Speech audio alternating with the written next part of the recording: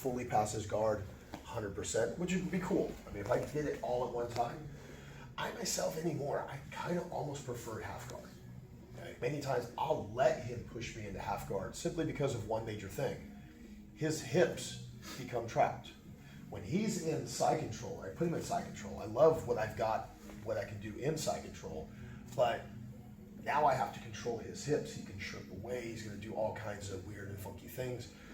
So I don't fear half guard at all in the top position, or what we refer to as half mount, because that's a philosophical difference. Yeah, in the jiu-jitsu community, okay, go look up videos on half mount. You won't find them, because we overvalue half guard. Like the moment we enter into the position, what do we say the position is? We say it's half guard. Okay, and what are we trained to do to guards? We pass. Okay, but the problem is, it's half. It's half guard. That's his position. When I'm on top, that's not my position. Okay, I may be in his guard, but where is he in relationship to me? Half mount. He's in my half mount, and it's a philosophical shift that changes. So I don't fear being in half guard, because I look at it from my aspect. I'm in half mount, and I'll argue we're not 50-50. I have the advantage being the person on top. You're the one on bottom. You're sandwiched between the floor and me. We're going to play the game a little different. Okay, the guy on top, girl on top, should not be playing guard. Should not be worrying about the guard. They should be playing that we are now half mount, and we're going to play it a little bit more aggressively. So when I'm passing, I don't worry about whether or not, I can make the full pass. I'm more than content to get a staple, and if Dave is super aggressive, let him have his half guard. It makes him feel happy, okay? But yet also it weirdly shuts him down, and he becomes less aggressive for a moment. When he gets his half guard, watch how the fight changes. He almost calms down.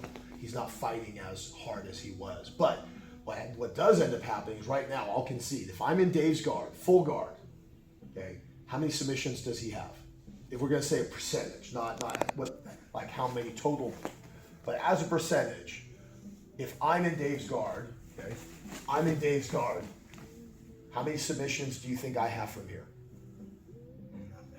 Okay, as a percentage, 10%? Meaning he's got 90%.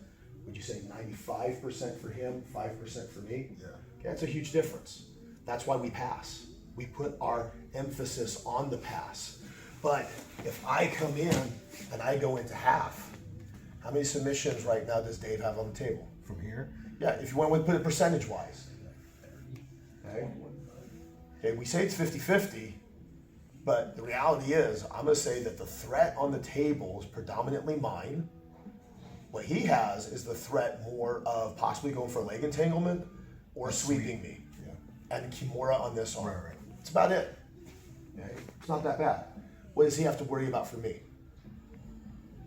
Kimura, Okay? armbar. I too have leg locks. Yeah. They're on the table. Leg locks. I also have a Kimura on the table. Guillotine. I've got guillotines on the table.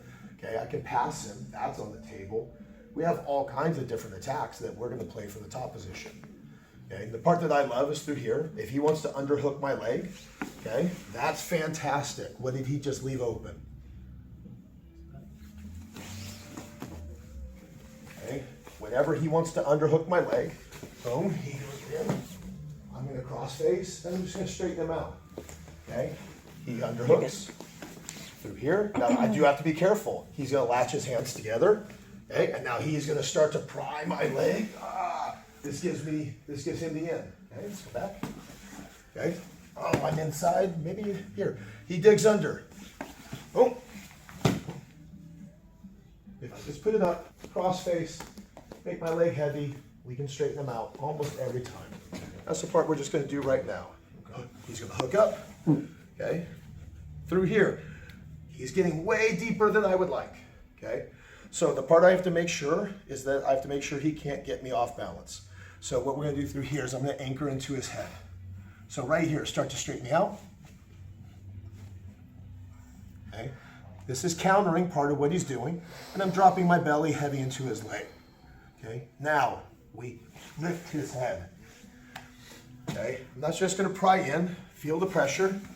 Okay. Oh, especially when he's here. He's shielded. Okay. I'm going to grab his head and I'm going to start to pry it up. Even if I'm here, I want to pry it up into his shoulder. You feel the difference in the pressure, Dave? Yeah. Okay. The earlier we can do it, the better.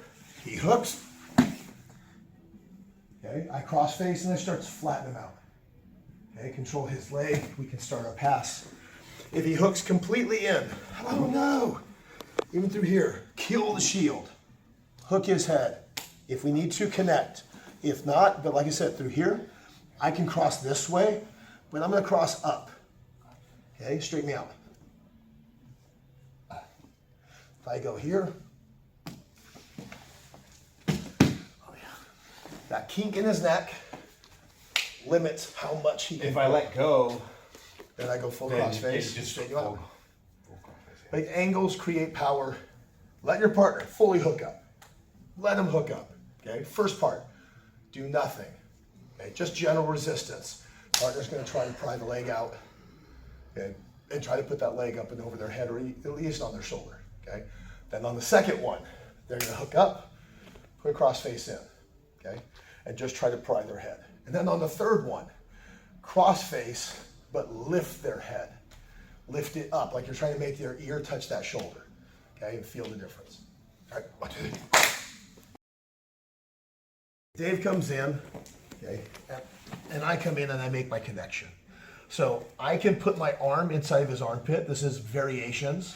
I can now connect my knee to my hand, and then this puts me under, and we can start to extend to go after the leg, okay? Or I come in here, I dig, I make my connection, I push, so I'm off balancing him that way, so that I can then start to bring his leg up and go in through here. But when I dig and I start coming in here, there's nothing really protecting. I can try to frame up through here. Maybe I can try to frame up through here.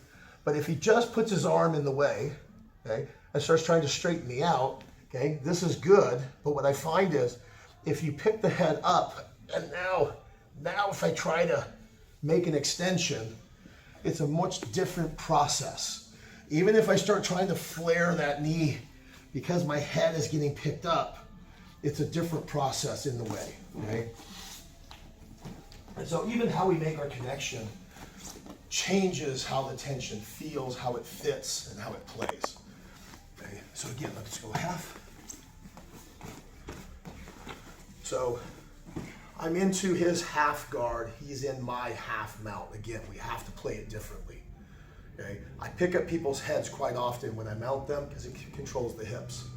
Okay, if we play the angle on the head, the hips become pinned in the process. But the general lift is not always, if I pull his head this way, what prevents his hips from going that way?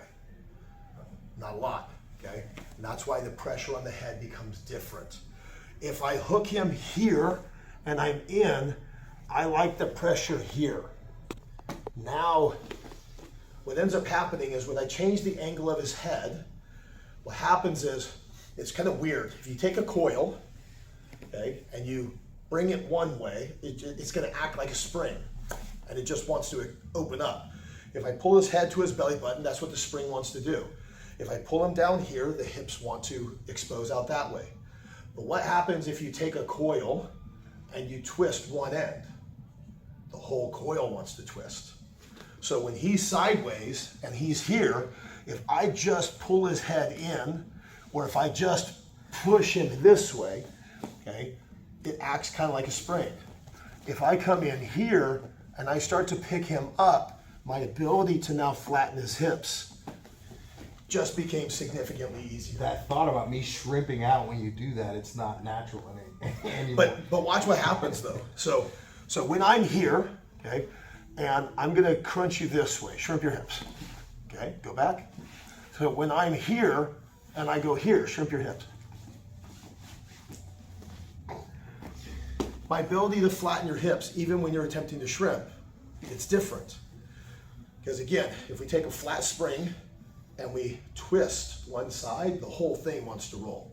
So if I just pull your head in, I'm coiling the spring. I see. You get to move however you like. So when I crossface, my crossface is when I come in, I'm not just pushing this way. What I like to do is when I crossface is I come in, I pick him up by his head, and then I shoot over here.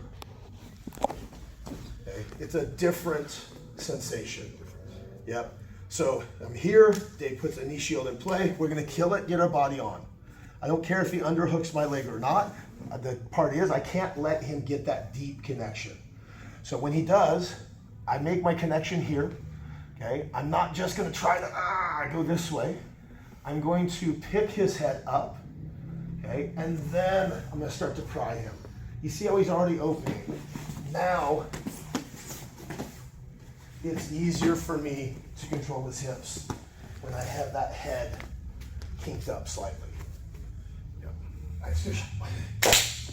In many instances, man, I will deliberately try to just go over one leg.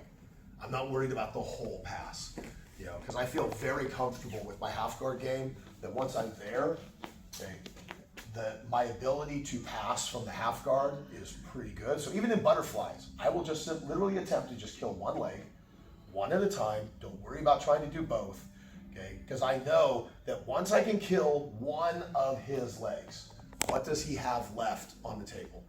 Okay, he can still try to sweep me, but the amount of submissions he has is greatly diminished. If I'm in his open guard or his closed guard, I will admit he's got more submissions on the table than I do. My job predominantly at that point is to pass. Once I can get one leg, the majority of submissions he has tanks dramatically. Triangles are off the table. I'm literally sitting on one leg. He's not going to triangle me. His ability to arm bar me goes almost away. Again, I'm sitting on one of his legs. If we look at what he needs, he's got to do something monumental to be able to arm bar me. So what he has left now is severely diminished just by getting over one leg. So ultimately speaking, I now don't worry about trying to go super fast through my pass. I just worry about killing one leg. And then now he has to worry about me as much as I need to worry about him. But again, we call it half, 50-50. I'm still gonna say it's not. I'm still gonna say top players got the advantage, or whoever's got the better skill set, more knowledge, is gonna be able to play it a little bit better. So again, I'm coming in, I'm just trying to kill one, and we get up into the upper position. So just like we did before, I would love to be able to just take this leg, kill it with my body, okay? But that's something that Dave's probably gonna be ready for in the mix. So remember what we did in the first piece. When I was here, I'm gonna give him that little push. Generally speaking, when he resists, he's gonna flare the leg up. So when it does, my body just rolls so that right now my chest is up against his shin. When I push, now my chest is up against the inside, and this one starts to cut for the hip. So now I go into my dive pass, and then I put pressure into his legs. So now this is where we call it gunslinger. We reach back, slap yourself in the ass. Again, I can close my eyes. I know where my ass is. I don't have to even think about it. Come back, hit, and then immediately, as soon as we hit, slide it right up the leg, punch into him, and then through here. As soon as we make that connection, we're backstepping. Okay? Whether it comes free or not is irrelevant. If it comes free, we backstep. We've just finished our dive pass. If it doesn't come free and it's only here, I push forward and I now advance my position. We were in half, now I'm in 3/4. Okay, so again, if it comes in here, and this is as deep as it gets, now I push forward and put my knee on the ground. Now they call this quarter guard. So if he's in quarter guard, what do I have? Three-quarter. Then why do I give two craps that he's got quarter guard? But this is the way most people, they're like, oh my God, he's got quarter guard. I have to get my leg free. No, if we're fighting right now, I'm beating your ass. I mean, if we're fighting, I got you teed up, my knee's on the ground, I'm doing good. Okay, if you and I are in a business relationship and I own 3/4 of the company and you own a quarter, who's making decisions? You are. So why are we deferring? Right, so why are we deferring to the quarter guard like they've got anything? Right now, we need to be playing like he owes me. Okay, so I don't care either way when we get into it, of whether I can get to 3/4. I prefer this. This is easier for me to defend than him bucking his hips from traditional mount. Okay, so we go back to the shield. Again, I'm the push. When he resists, my whole body rocks to go in, climb, climb, climb. If he's silly enough to reach for my head, go the other way.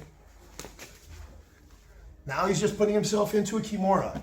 Okay? So again, through here, gunslinger, slap your ass, slide your hand up, and we push that way. I'm not pushing it to the ground. I'm gunslinger here, come in, and I just push to unlock his legs and pull. If my foot comes out, we finish the back step. If it doesn't, it's because my ankle got pinned, so then we just push forward. Once I'm here, heavy on the knee, I like to sit on the thigh. Like I said, if we were fighting, I'm throwing bombs right from here, okay? So let's just hit that portion.